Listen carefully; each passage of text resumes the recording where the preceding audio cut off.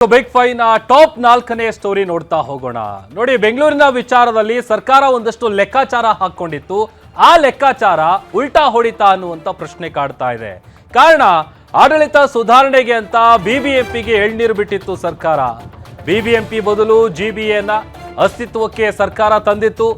ಪಾಲಿಕೆಯನ್ನ 5 ಪಾಲಿಕೆ ಮಾಡಿದ್ದೆ ಸರ್ಕಾರಕ್ಕೆಲ್ಲೋ ಒಂದ್ ಕಡೆ ಮುಳುವಾಯ್ತಾ ಗೊತ್ತಿಲ್ಲ.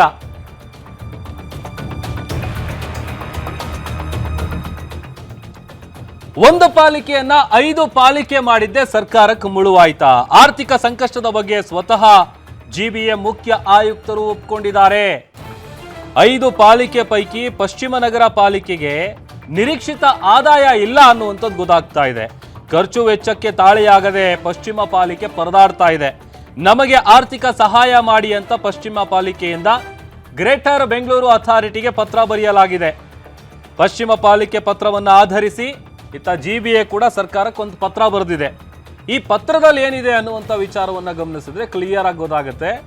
ಒಂದು, ಪಶ್ಚಿಮ ನಗರ ಪಾಲಿಕೆಯಲ್ಲಿ ಆರ್ಥಿಕ ಸಂಕಷ್ಟ ಇರೋದು ಎದ್ದು ಕಾಣಿಸ್ತಾ ಇದೆ. ಸಿಬ್ಬಂದಿಗಳಿಗೆ ವೇತನ ಕೊಡೋದಕ್ಕಾಗ್ತಾ ಇಲ್ಲ. ಆರ್ಥಿಕ ಸಂಕಷ್ಟದಿಂದ ಅಭಿವೃದ್ಧಿ ಅನ್ನುವಂಥದ್ದು ಕೇಳಂಗೆ ಇಲ್ಲ ನಾವು. ಅದು ಕಂಪ್ಲೀಟ್ ಆಗಿ ಮರೀಚಿಕೆ ಆಗ್ತಾ ಇದೆ. ಪಶ್ಚಿಮ ನಗರ ಪಾಲಿಕೆ ಅತಿ ದೊಡ್ಡ ಪಾಲಿಕೆ, ಆಮೇಲೆ ಹೆಚ್ಚಿನ ಜನಸಂಖ್ಯೆ ಇದ್ರೂ ಕೂಡ ಅಲ್ಲಿ ಯಾವುದೇ ರೀತಿಯಾದಂಥ ಆದಾಯ ಬರ್ತಿಲ್ಲ. ಪಶ್ಚಿಮ ಪಾಲಿಕೆಯಲ್ಲಿ 25 ಲಕ್ಷ ಜನಸಂಖ್ಯೆ ಇದೆ.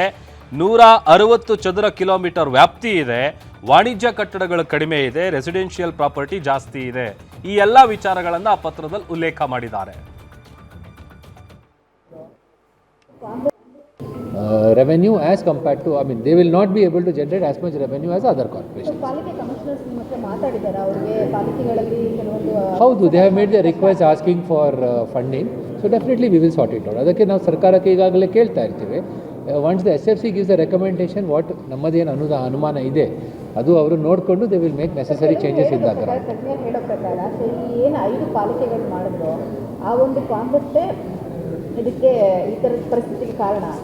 See, that is the problem is allocation efficiency ಅಂದರೆ allocation or efficiency.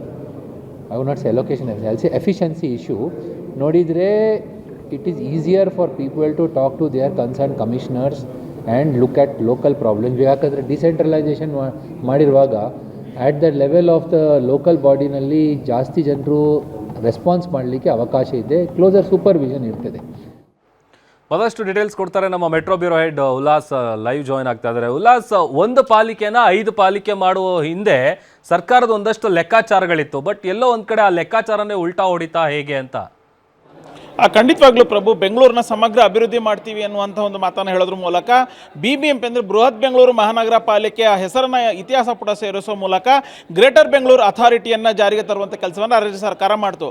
ಅದರ ಅಂದರೆ ಜಿಬಿಎ ಅಂಡರಲ್ಲಿ 5 ಪಾಲಿಕೆಗಳನ್ನು ಕೂಡ ಸ್ಥಾಪನೆ ಮಾಡ್ತು. ಅಂದರೆ ಬೆಂಗಳೂರಿನ ಗಾತ್ರವನ್ನು ಕೂಡ ಹೆಗ್ಗಿಸುವಂಥ ಕೆಲಸವನ್ನು ರಾಜ್ಯ ಸರ್ಕಾರ ಮಾಡ್ತು. ಎಲ್ಲ ಒಂದು ಕಡೆ ಸರ್ಕಾರದ ಈ ಒಂದು ನಡೆನೆ 5 ಪಾಲಿಕೆಗಳಿಗೆ ಹೋಲಿಸಿದರೆ ಎಲ್ಲ ಪಾಲಿಕೆ ಅಂದರೆ ಪಶ್ಚಿಮ ನಗರ ಪಾಲಿಕೆ ಆರ್ಥಿಕವಾಗಿ ಸಂಕಷ್ಟಕ್ಕೆ ಈಡಾಗಿದೆ ಅನ್ನುವಂಥ ಒಂದು ಮಾತುಗಳು ಕೂಡ ಕೇಳಿ ಬರ್ತಾ ಇದೆ. ಸ್ವತಃ ಜಿಬಿಎ ಮುಖ್ಯ ಆಯುಕ್ತರು ಕೂಡ ಈ ಮಾತನ್ನು ಒಪ್ಕೊಂಡಿದ್ದಾರೆ. ಹೌದು, ಪಶ್ಚಿಮ ಪಾಲಿಕೆಯ ಆಯುಕ್ತರು ನನಗೆ ಪತ್ರವನ್ನು ಬರೆದಿದ್ದಾರೆ. ಯಾಕೆಂತಂದರೆ 5 ಕಾರ್ಪೊರೇಷನ್ಗೆ ಹೋಲಿಸಿದ್ರೆ ಅತಿ ದೊಡ್ಡದಾದಂತಹ ಪಾಲಿಕೆ ಅಂತಂದರೆ ಅದು ಪಶ್ಚಿಮ ನಗರ ಪಾಲಿಕೆ. ಸುಮಾರು 25 ಲಕ್ಷ ಜನರು ಆ ಒಂದು ಪಾಲಿಕೆ ವ್ಯಾಪ್ತಿಯಲ್ಲಿ ಬರ್ತಾರೆ. ಅಂದರೆ ಅತಿ ಹೆಚ್ಚು ರೆಸಿಡೆನ್ಷಿಯಲ್ ಏರಿಯಾ ಇರುವಂತಹ ಜಾಗ, ಕಮರ್ಷಿಯಲ್ ಆಕ್ಟಿವಿಟೀಸ್ ನಡೀದೇ ಇರುವಂತಹ ಜಾಗ ಕಾರ್ಪೊರೇಷನ್ ಅದು. ಹಾಗಾಗಿ ನಮಗೆ ಖರ್ಚು ಜಾಸ್ತಿ ಬರ್ತಾ ಇದೆ, ರೆವಿನ್ಯೂ ಬರ್ತಾ ಇಲ್ಲ. ಹಾಗಾಗಿ ನಮಗೆ ಆರ್ಥಿಕವಾಗಿ ಸಹಾಯವನ್ನು ಮಾಡಿ ಅನ್ನುವಂತಹ ಒಂದು ಮನವಿ ಪತ್ರವನ್ನು ಜಿಬಿಎ ಮುಖ್ಯ ಆಯುಕ್ತರಿಗೆ ಬರೆದಿರುವಂಥದ್ದು. ಆ ಒಂದು ಪತ್ರವನ್ನು ಆಧರಿಸಿ ಇದೀಗ ಜಿಬಿಎ ಮುಖ್ಯ ಆಯುಕ್ತರು ಸರ್ಕಾರಕ್ಕೆ ಪತ್ರವನ್ನು ಬರೆದಿದ್ದಾರೆ. ಅಂದರೆ ಪಶ್ಚಿಮ ಪಾಲಿಕೆಯಲ್ಲಿ ಆರ್ಥಿಕ ಸಂಕಷ್ಟ ಎದುರಾಗಿದೆ, ಹಾಗಾಗಿ ನಮಗೆ ಅನುದಾನ ಕೊಡಿ ಅನ್ನುವಂತಹ ಒಂದು ಮಾತನ್ನು ಹೇಳೋದ್ರ ಮೂಲಕ ಸರ್ಕಾರಕ್ಕೆ ಅಂದರೆ ನಗರಾಭಿವೃದ್ಧಿ ಇಲಾಖೆಗೆ ಒಂದು ಪತ್ರವನ್ನು ಬರೆದಿದ್ದಾರೆ.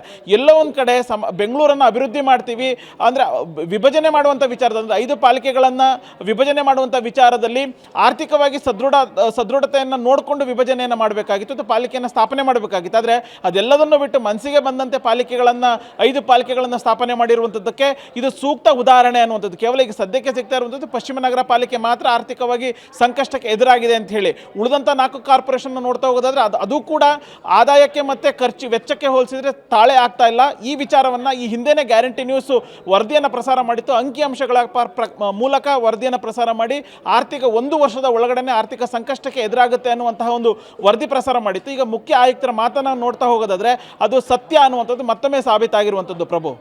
ಓಕೆ, ಥ್ಯಾಂಕ್ ಯು ಉಲ್ಲಾಸ್ ನಿಮ್ಮೆಲ್ಲ ಡೀಟೇಲ್ಸ್ಗಾಗಿ.